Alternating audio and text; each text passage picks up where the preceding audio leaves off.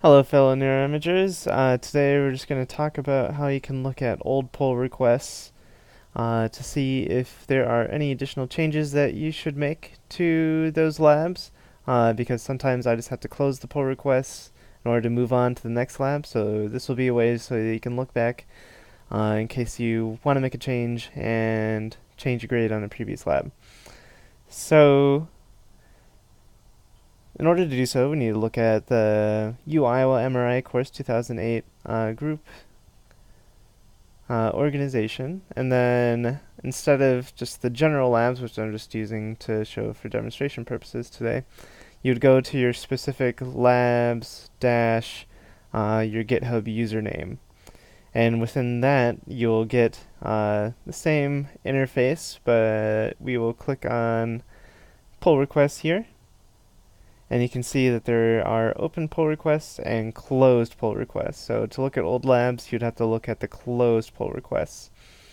And then you can look at, I guess not this one.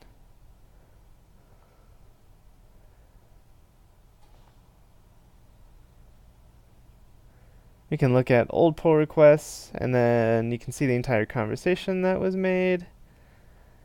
And usually when you submit a lab, it'll be you talking up here saying that you submitted one, then I can make suggestions and changes, then you can either add more commits to reflect those changes that I asked for, or just answer, if I asked a question here, just answer the question here inside the conversation that we're having, and then you can um,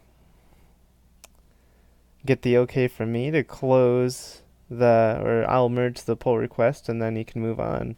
But sometimes we can't get all that done, so sometimes I just need to close the pull request early and then move on to the next lab, but you can still check out and make changes to these old pull requests, but you would just have to open a new pull request. So you'd make the change to the file, then open a new pull request, and then we would take it from there in order to continuously integrate and update the changes to the files or to the Python notebooks that you guys are working on.